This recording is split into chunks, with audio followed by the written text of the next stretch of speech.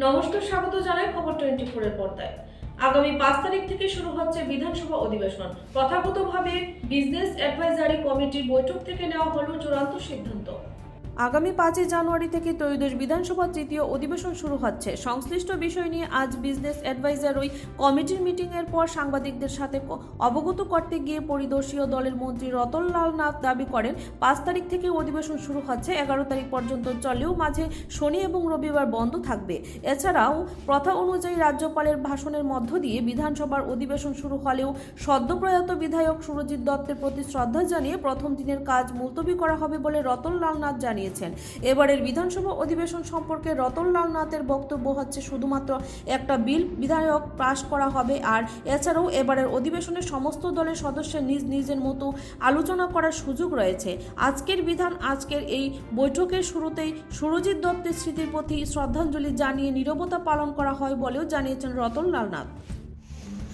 আজকে বিএসসি রিপোর্টে বিএসসির মিটিংয়ে আমাদের প্রথমেই আমরা শোক জ্ঞাপন করেছি আমাদের রাজ্যের জননেতা প্রাক্তন মন্ত্রী বর্তমান বিধায়ক সুরজিৎ দত্তের প্রয়াণে আমরা শোক ব্যক্ত করেছি এবং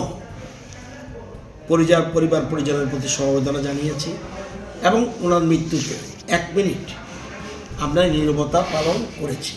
তারপরে বিএসসির মিটিং শুরু হয়। বিএসসি মিটিংয়ে আমরা যদিও এবার বিষয়টা গভর্নর ভাষণ দিয়ে শুরু হবে, গভর্নর ভাষণ শুরুর পরে 3 দিনেই ইচ্ছা করলে হাউস শেষ করা যেত, কারণ কোনো গভর্নমেন্ট বিজনেস তত কিছু নেই। ছোট্ট একটা বিল আছে, এরপরে যদি আসে আমি জানি না, এরপরে বিল আসলে দেখা যাবে বা কোনো যে বিজনেস থাকলে আসা যাবে। 3 দিনে শেষ করা যেত, কিন্তু এখানে অধ্যক্ষ মহোদয় এবং বিএসসি মিটিংয়ে যে 3 দিনে শেষ করতে পারলেও ওয়ার্কিং ডে 5 অর্থাৎ শুক্রবার থেকে হাউস শুরু হবে, বৃহস্পতিবারে গিয়ে শেষ হবে। গভর্নরের ভাষণের উপরে ইচ্ছে মতো বিভিন্ন দলের যে সদস্যরা রয়েছেন তারা আলোচনা অংশগ্রহণ করতে পারবে। এবার অ্যাম্পল স্কোপ রয়েছে, তো আমরা বৃহস্পতিবার পর্যন্ত দেখা যায় বেশিরভাগ সময়ই বৃহস্পতিবারটা বাদ পড়ে যায়, সেই জন্য বৃহস্পতিবার পর্যন্ত আমরা রেখেছি।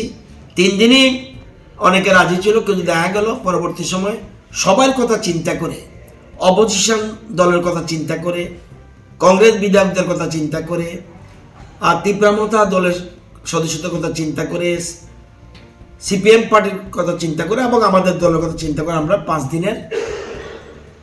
দিনের বিধানসভা অধিবেশন হবে। ওয়ার্কিং ডে অর্থাৎ শুক্রবার থেকে শুরু হবে, বৃহস্পতিবারে গিয়ে শেষ হবে, এটা নিয়ে আলোচনা হয়েছে। এবং যেহেতু সিটিং এমএলএ, সেদিন অতীতের রেকর্ডে দেখা যায় সিটিং এমএলএ মারা গেলে হাউস অ্যাডজন করতে হয় 1 দিনের, তো সেই জন্য যেহেতু গভর্নর হাউস ডেকেছেন, তো গভর্নরের ভাষণটা হবে এবং ভাষণের পরে যা সিস্টেম, ওনার ভাষণের এটাকে ধন্যবাদ সূচক প্রস্তাব একটা আনতে হয় 1-1.5 মিনিট।